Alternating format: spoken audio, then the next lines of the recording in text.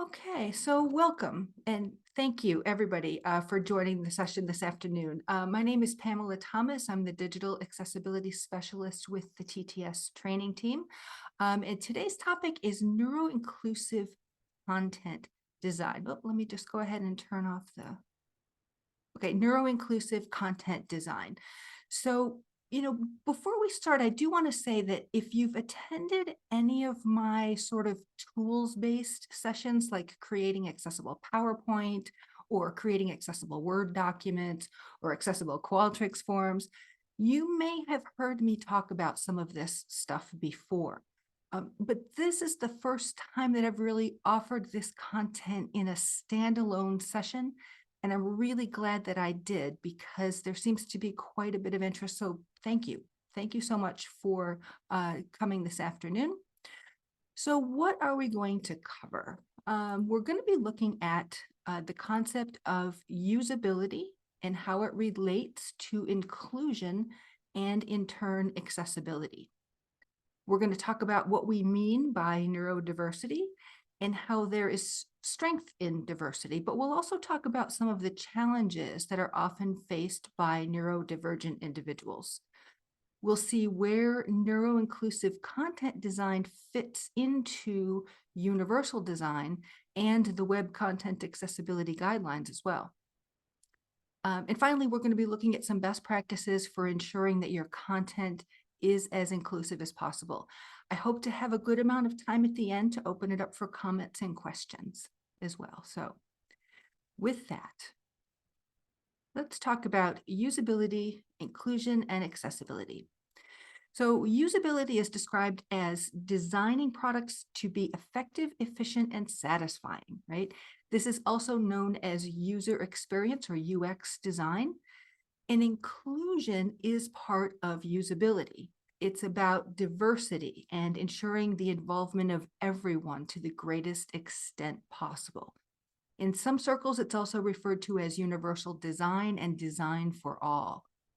It addresses a broad range of issues, including things like access to hardware and software, access to internet connectivity, computer literacy skills, economic differences, educational background differences, culture, age, language. You can't have true usability without inclusion, right? Accessibility as part of inclusion addresses ensuring an equivalent experience specifically for people with disabilities and neurodivergent people. So improving the accessibility of our digital content really means improving its overall usability, okay? Usability, inclusion, and accessibility are all interrelated. So what exactly do we mean when we talk about neurodiversity? The terms neurodiverse and neurodivergent, which I'm sure you've heard, were actually coined in the 90s by a sociologist, Judy Singer, as an alternative to language that was what you might think of as like deficit-based. So describing neurodiverse traits as a disability or a disorder. And a lot of people who identify as neurodivergent object to being characterized as having a disorder or a disease or disability, and because words matter. So instead, neurodiversity is described as just a normal variation in the human population. It recognizes and it allows for the fact that we all have unique ways of learning and processing information and of experiencing and interacting with the world. We use the term neurotypical as opposed to quote unquote normal to refer to individuals whose brain functioning or neurocognitive functioning fits within the dominant social norms. So neurodiversity is just a normal variation in the human population, okay? Neurodivergence and neurodivergent as a word, it's an umbrella term. It encompasses a wide range of and variety of differences, and described in their more clinical terms, things like ADHD, anxiety, autism spectrum disorder, bipolar, dyslexia, and dyscalculia, which we'll talk about, OCD, and even sensory sensitivity. Now, sensory sensitivity, we often think of in the context of the physical environment, but it can also have implications for digital content design as well. So as far as prevalence, it's hard to get an accurate number, but from what I'm finding, it ranges anywhere from 15 to 20% or more of the population that identifies as neurodivergent. And remember that this just doesn't include our students. This also means that approximately 15 to 20% or more of our colleagues, of our alumni and members of the wider community that interact with our digital content. So that's a pretty large number of people that identify as neurodivergent in some way. And of course, there is strength in diversity. Neurodivergent individuals often, we find, have higher than average intelligence. They can excel in areas like creativity, analytical skills, creative problem solving, advanced math skills, and pattern recognition. They often excel in areas like statistical analysis, programming, software development, and also in fields like graphic arts, design, and other sort of creative fields. They may also experience challenges in some areas, and these areas include attention or focus, memory, following instructions, executive functioning, meaning things like reasoning and problem solving, but also planning and time management and completing tasks toward a goal. Reading or writing, as in the case with dyslexia, math comprehension or understanding of numeric data, and that's what dyscalculia is. And also, of course, in social interaction and communication as well. So these are some challenges that are often experienced by neurodivergent people. Ensuring that our content is inclusive, of course, and accessible to neurodiverse audiences means that we want to maximize the strengths and hopefully eliminate the barriers, okay, in the way that we are presenting our information. So in order to ensure that our content is neuro-inclusive, we look first to the basic principles of universal design. And many of you are already familiar with these principles, specifically as they are applied to UDL, or Universal Design for Learning. And that is a universal design framework for learning environments. Or maybe you've read about employers who make their workspaces more neurodiversity friendly, for example, by creating spaces for people with sensitivity to light or sound, or by changing the environment to be more friendly to people with tactile sensitivities, okay, as an example. But here, instead of the physical world, we're going to be focusing primarily on digital content and how these same basic universal design principles can apply to our digital content. So first, let's talk about equitable use. So this means making our content useful to people with diverse abilities. Another principle of universal design is flexibility in use. So this is accommodating a wide range of individual preferences and abilities. The third principle would be simple and intuitive, which means making our content easier to understand.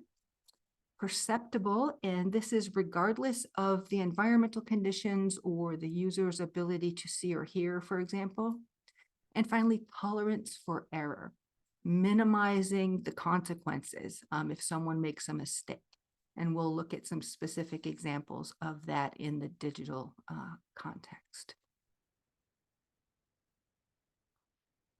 So I have a slide like this in all of my presentations, and I kind of think of it as my "I'm not making it up" slide. But I also share these resources because we do only have an hour and there is so much good information here. You'll have these links in the slides to refer back to after the session if you'd like to follow up on any of these resources. But first, the World Wide Web Consortium, or W3C, that's the governing body that's responsible for the International Accessibility Standard, known as the Web Content Accessibility Guidelines, or WCAG. And don't be misled by the word web in the name, because these guidelines can be applied to all kinds of digital communication, documents, presentations, emails, forms, and surveys. It's not just web. So while the Web content accessibility guidelines do include a set of criteria addressing the needs of neurodiverse audiences. You'll find those in the understandable section of the standard. There's a whole section on making content more understandable. There's also a companion set of guidelines that address these needs more directly. And the task force responsible for that is known as the Cognitive and Learning Disabilities Task Force. The guidelines are called Making Content Usable for People with Cognitive and Learning Disabilities. And here they are including the neurodiversity community.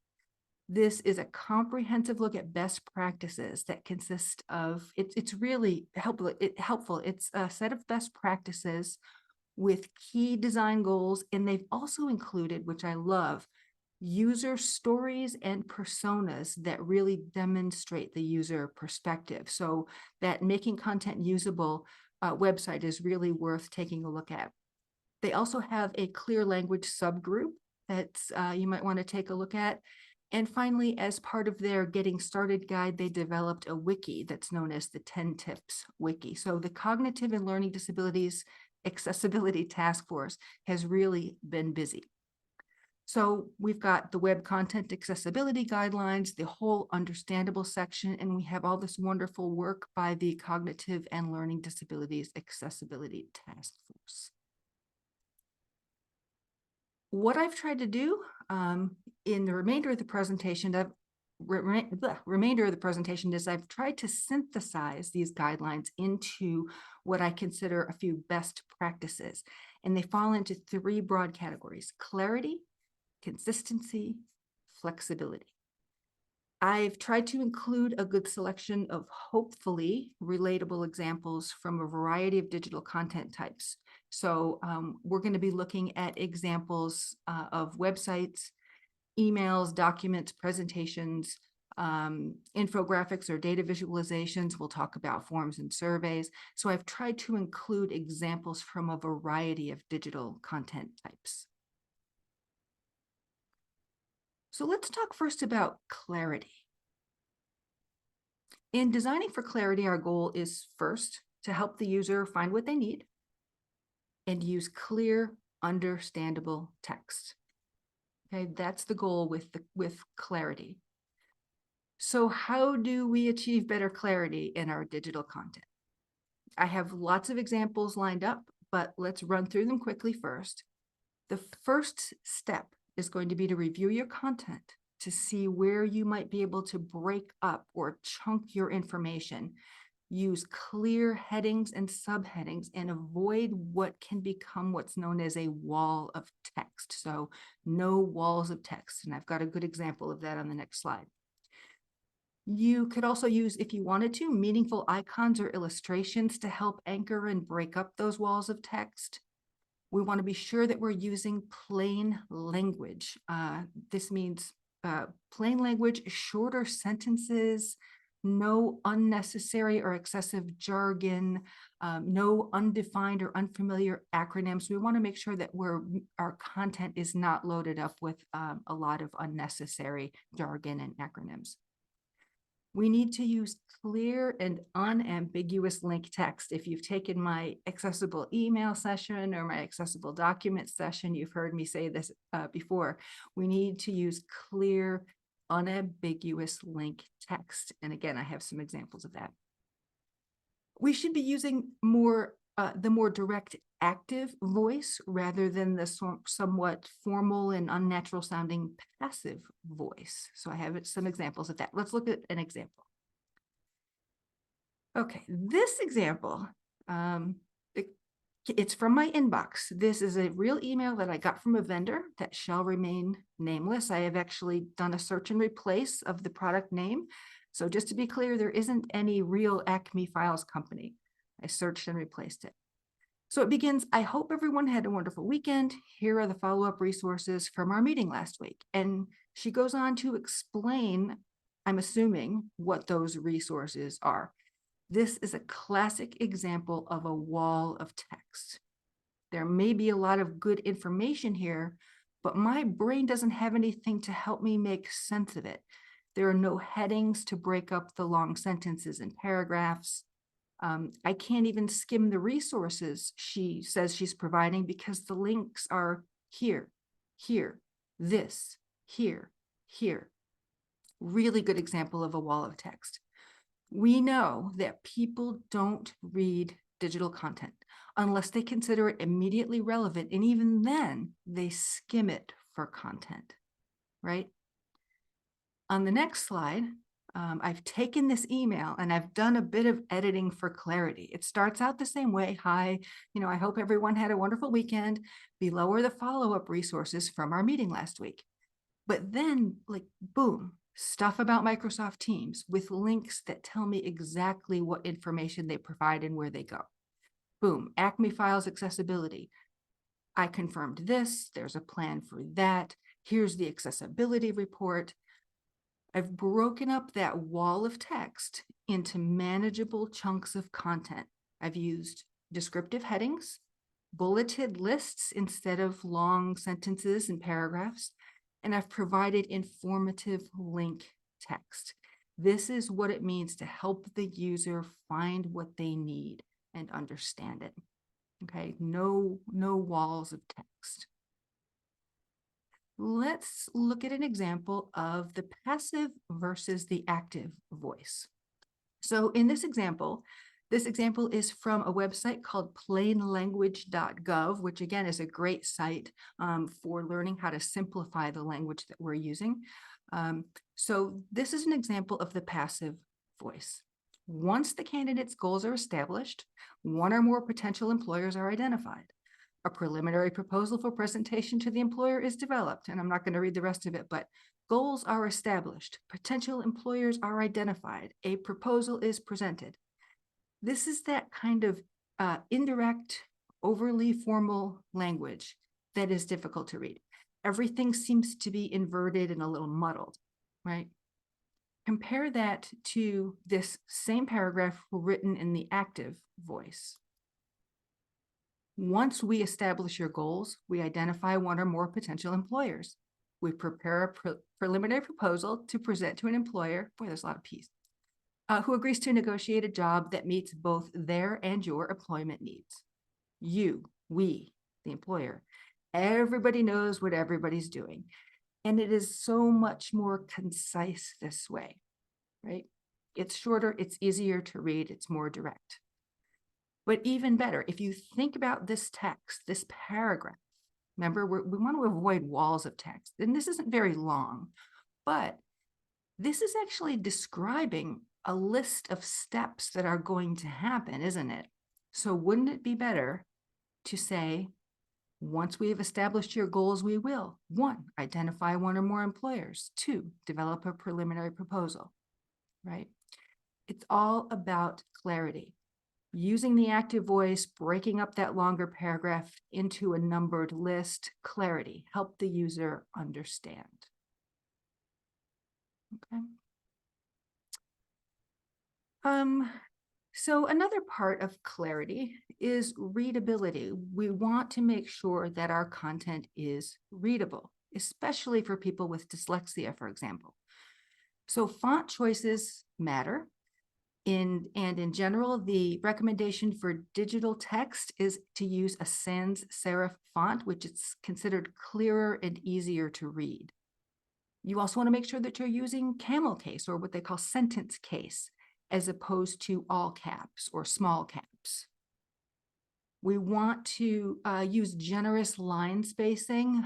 Sometimes a single space, especially with longer paragraphs, it's very difficult to read. So don't be stingy with your line spacing.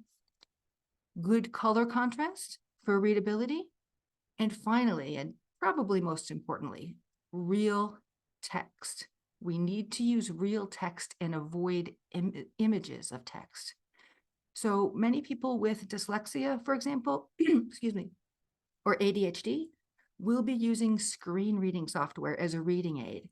And screen reading software works better with real text rather than trying to scan and interpret text that's embedded in an image. People with dyslexia or ADHD maybe They may also be modifying the text on their web browser or in your document to a font or font size that works better for them, and they can't do this with images of text. They may be using a reading aid that allows them to read line by highlighting the text as they read. Can't do this if it's an image of text. So we want to make sure we're using real text. And finally, please, let's stop trying to put text on top of images. Put the text underneath the image, alongside of the image, but text on top of an image is just too difficult to read. So I have an example here, and I'm laughing already. This might be too familiar to some of you. I want to stress that this did not come from Tufts, okay? This is not a Tufts form, but I can say that I do see a lot of examples of this kind of thing. So for this document-based form, they've used a serif font. I think it looks like it's Times Roman probably. They started out with a paragraph in all caps, which is difficult to read.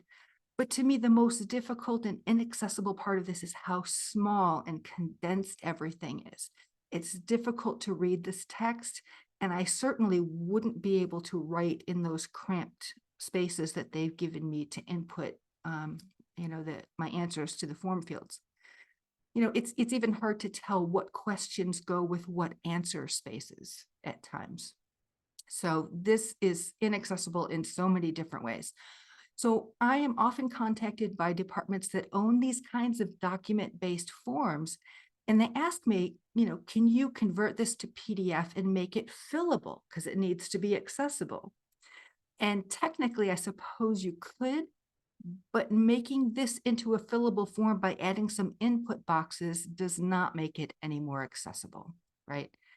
In order to make this more accessible, this is actually a great example for this whole section because this needs headings, okay? It needs headings and subheadings. I need to know this is student information, this is credit hour information, this is information about the internship. It needs headings. Things need to be spread out a little bit more. The font size needs to be increased. It's just, there are so many things wrong with this form that have absolutely nothing to do with fillable fields themselves. I mean, I even point out, we're going to talk about instructions later, but somewhere about halfway down, it says number of credits times 45 hours. Like suddenly they're asking me to multiply by 45. Why? I have no idea.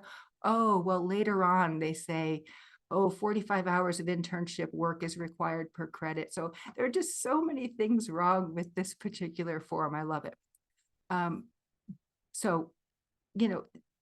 It's a good example of pretty much everything we've talked about so far in this section on clarity. The need to break things up, make logical sections, spread it out a little, okay? The next example that I have here is an example of something, again, that I see quite often on the web and in my email. Text on top of an image, very difficult to read regardless of the font that's chosen. It's just completely inaccessible to screen reader users, for example. Very difficult for anyone who has a disability that affects reading. Please try to avoid this kind of text presentation. You can put the text beneath the graphic, next to the graphic, but please not on top of the graphic. The pushback that I get on that one is social media. It is very common in social media to develop these kinds of text over graphics, and I understand the temptation, but try to put the text below or alongside, or just repeat the text in the post itself. But this is very difficult to read. So let's move on to consistency. This entails helping users understand what things are and how to use them, helping users maintain focus, and helping users avoid and correct mistakes. So the first thing that we can do is make sure that, whoops, come on, there we go. The first thing we can do is provide familiar patterns. Okay, we want to rely on standard conventions as much as possible. So in general, a top to bottom, left to right progression or layout for websites, putting navigation at the top or the left, right? Using bullets for lists, using numbered lists for steps. It's also important to put help, reminders, checklists, and other helpful resources in familiar and consistent places. This is one of the many reasons why we encourage faculty to use a standard syllabus template, for example. It helps students understand what information they can find on the syllabus and where to find it. So familiar patterns. I'm going to open a website for you now as an example, and I want to give you a minute to just take it in. If you are on a desktop computer now and want to view the site yourself, you can visit. It doesn't work as well on a mobile device. So if you're on a desktop right now, you can visit art.yale.edu. And I'm going to actually go there right now. And I'm just going to give you a minute to take this website in.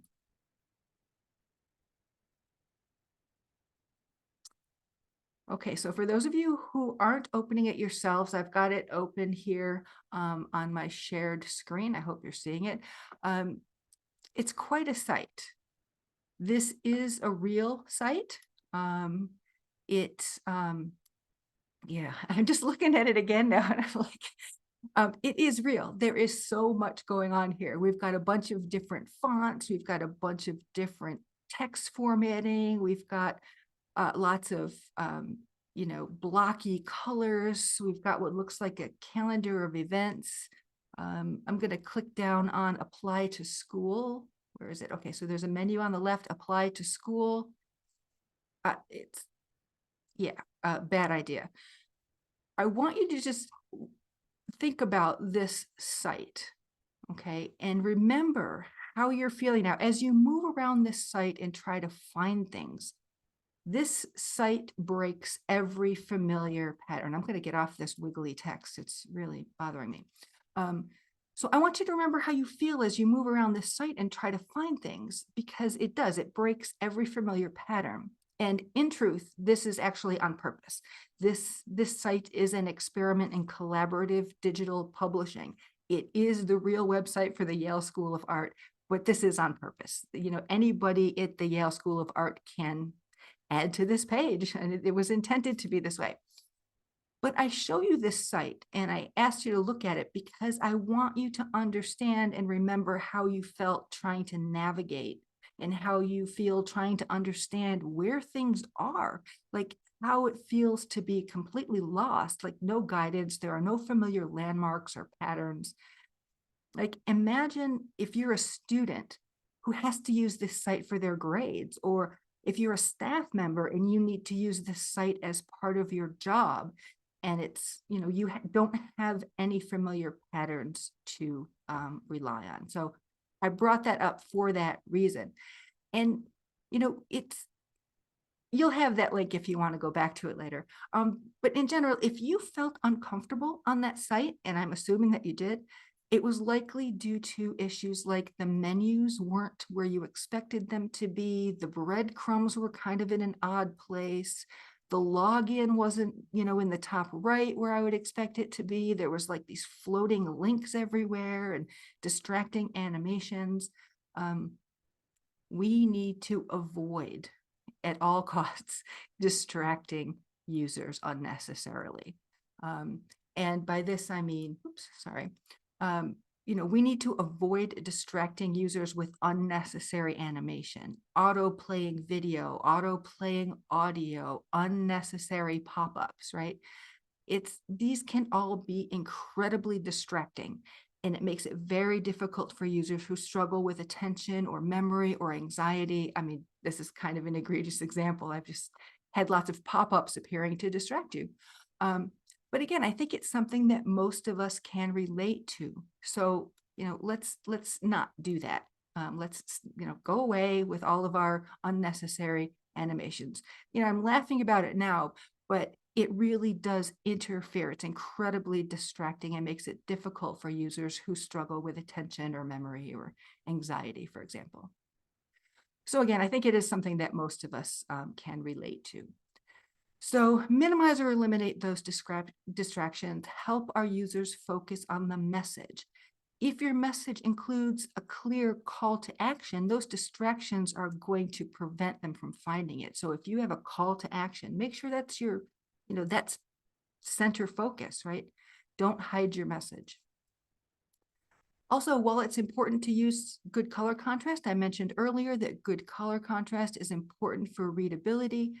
You want to be careful because too many of those bright contrasting color combinations and bold patterns that we saw like on the Yale site, those can make it difficult for a lot of people as well and can be a distraction as well. So use good color contrast, but be mindful of not using too many different color combinations with bold contrasting colors and patterns.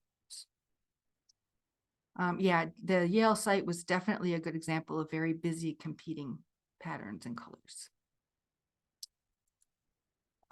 Okay, so let's talk about mistakes. So we want to help users prevent mistakes. And I'm thinking mostly of interactive content like online forums or surveys, or maybe search functionality on a website, anything that's interactive.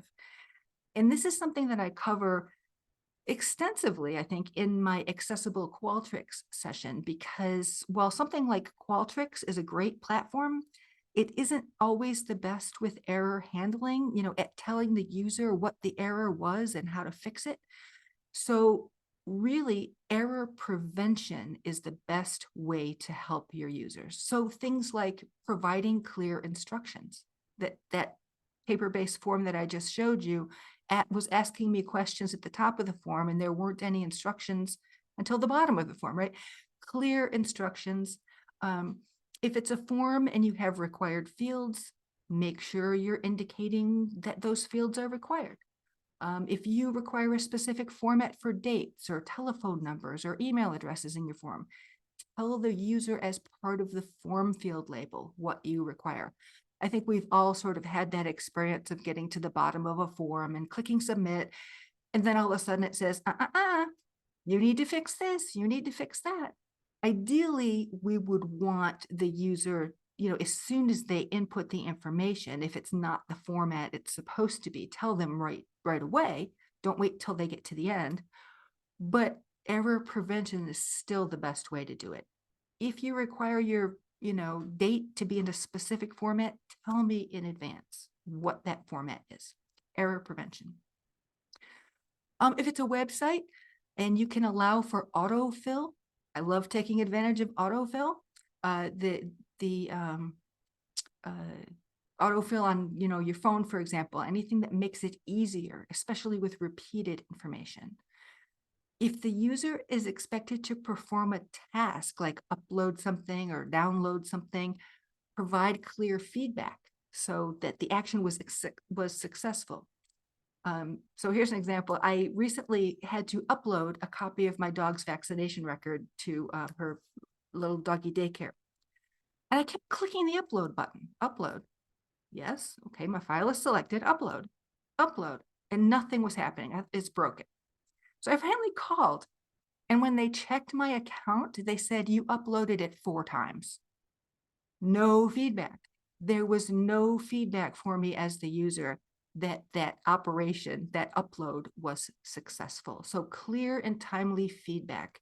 Let users know that what they did was successful or was not successful. We want to, I skipped time. I'm sorry. We want to give users enough time. So if you have some form or something where there's a timeout and there's an option to let the user extend the timeout, that is something that you're going to want to do. Give the user the opportunity to have more time. And finally, a clear path to help or assistance with options. Remember, we talked about social skills and communication skills. Offer them the option to email, chat, or call, whatever the user's preference is, where they can get help. So preventing mistakes. So finally, the last category is flexibility. We want to ensure that our content is compatible with assistive technologies that they may be using, like screen reading software, note-taking apps. And we want to support the student, I am saying student, but it's also our colleagues, ability to adapt and personalize the information to suit their needs.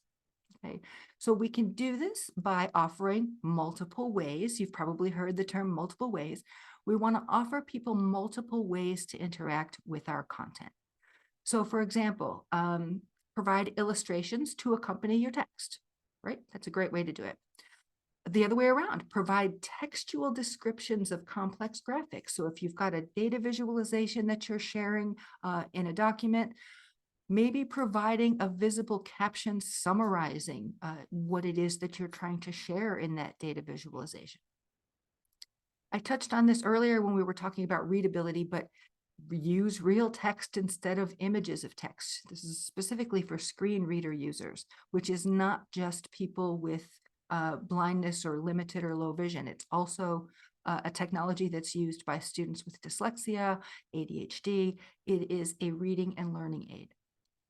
So we also need to respect user needs for adjusting colors or text. Again, we can do this best by using real text and not images of text. That way the student can adjust the text color, the font, the text size, whatever they need to adjust to be able to interact with it better.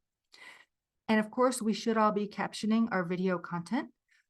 Captions benefit the deaf and hard of hearing, of course, and are also used by many people who struggle with attention or focus or have other learning disabilities. So captions can be used to help them process and retain information. So please caption your video content. All of that constitutes sort of multiple ways. I do have a classic, oh, my arrow disappeared. There's supposed to be an arrow there. I'll have to add it back in. So this is sort of a classic example of multiple ways that's relatable in a classroom situation. This is an example of an inaccessible PDF. So it's from an academic journal. If you go into the library's jumbo search and you do a search, you'll often find a button to download the PDF of an article. And a lot of faculty will download that PDF, upload it into Canvas, and that's it. But that article may also be available right there in the library database in HTML, sometimes even with its own read aloud function right in the library database. So giving students options for how they want to consume this content, options are always good. If an inaccessible PDF doesn't work for one student, the HTML version of that article might work. Okay. Another example of multiple ways that's sort of outside of the classroom, this is an example of a web page that describes the process for requesting an accessibility review, like when people want to buy software. I have a web page that describes the process. I have step-by-step instructions on the form, and I also have a video that introduces the process. So multiple ways for people to learn how this process works. Okay, multiple ways. So to wrap up, I think the key takeaways from today's session, I think I want to leave you with first that usability is accessibility. Accessibility is usability. We should be designing with users in mind, not, I need to put this information out there. We should be thinking about how our users need that information presented. We need to help them find what they need. We need to make sure we're using clear, understandable text. Help users understand what things are and how to use them, that familiar patterns concept. We want to help them maintain focus and avoid mistakes. We need to provide support for different ways to understand our content and support the user's need to adapt and personalize the content that we're creating. So again, thank you so much for joining the session this afternoon. I'm going to be sending out a link to the slides so that you can refer back to them. And I'm going to stop the recording now so that we can feel free to discuss, ask questions. So let me do that.